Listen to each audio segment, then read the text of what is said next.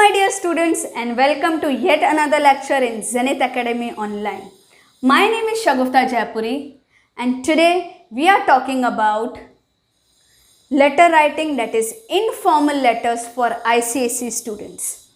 So first, let's have a look at the format. So for an informal letter, we have to write the address, date, salutation, content or the body and subscription. So first let's talk about the marks distribution. So this question carries 10 marks in ICSE examination.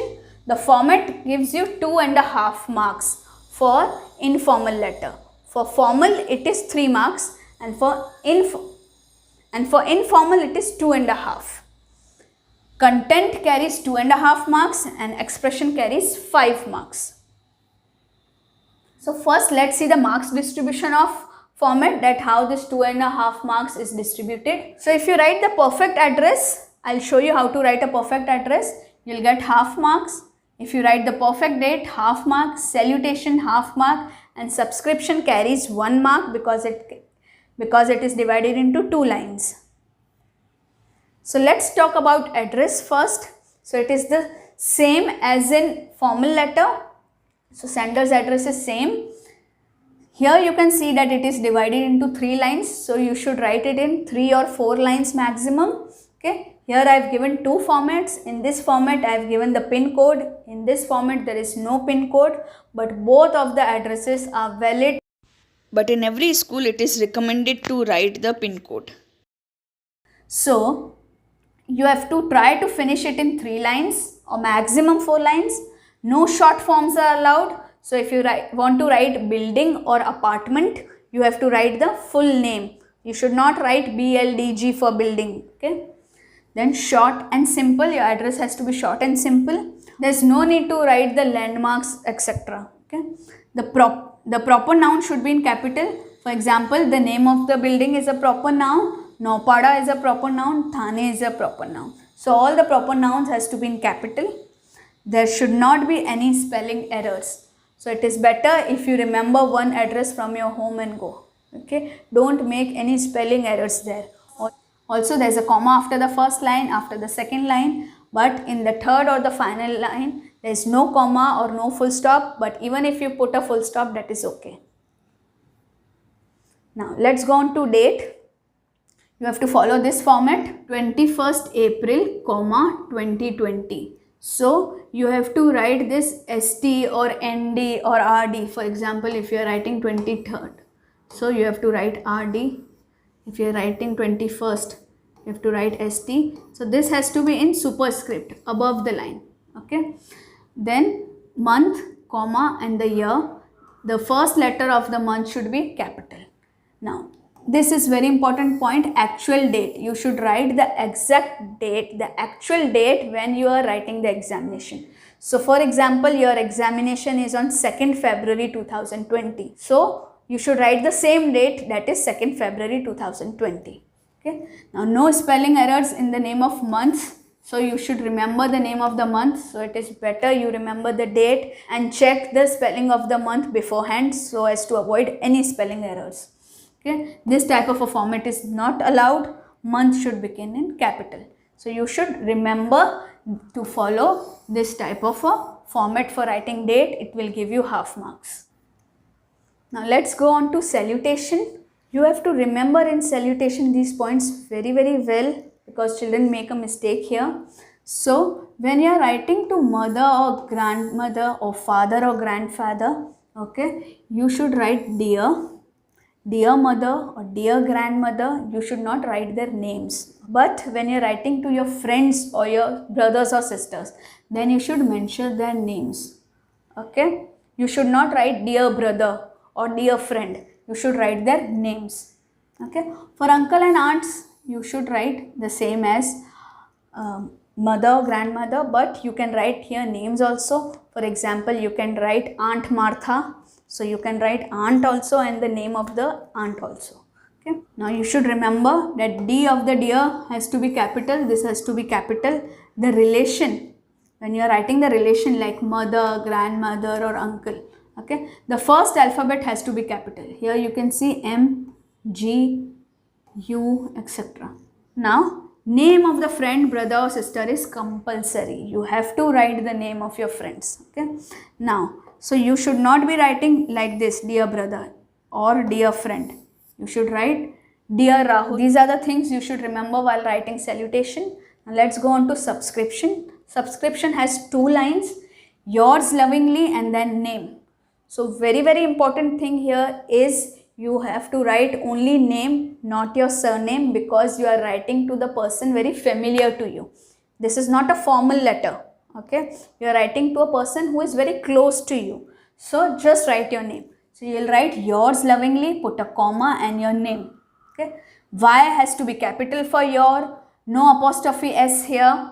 Lovingly, L should be small. Then after lovingly, you should put a comma and then in the next line. And then in the next line, you should write your name starting with a capital letter. Now let's talk about the body or content, which is a very important part. So the content should be divided into paragraphs. You should not write in one single paragraph. The content has to be divided into paragraphs and you have to delve straight into the topic. The ending has to be cordial. You have to take care of the language. Do not use any slangs. Okay. Keep your writing simple with good choice of words. So vocabulary should be very good and the tone has to be polite. Okay, because you are talking to someone who is very close to you. You should not hurt them. So let's look at few opening expressions here. So when you are talking to your friend or family member, you can write thanks for your letter. So you are thanking for the previous letter that they have sent and now you are replying them. Thank you so much for writing. You should avoid using questions. Okay, so how are you or how have you been? You should avoid it. Or how's everything going? Earlier we used to write questions, but you should avoid it. So better say thanks to them. I hope you are doing fine and hope you are well.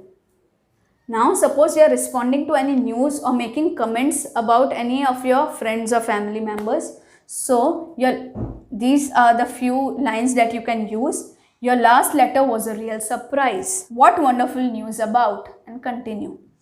I've just received your letter. I'm so happy or I'm so sad to hear that. And then continue.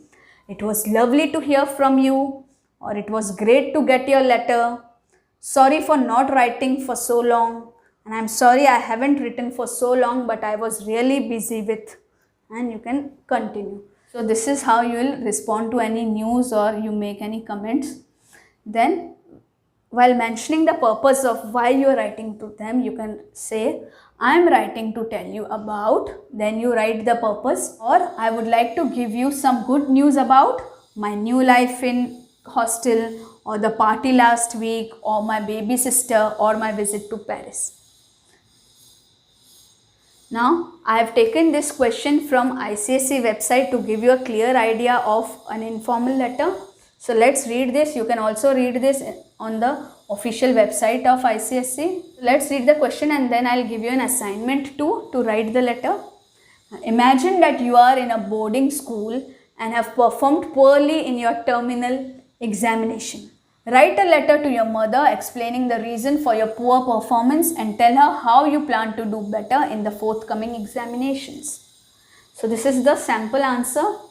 So first you are writing your address. Okay, Jingle Bell Residential School.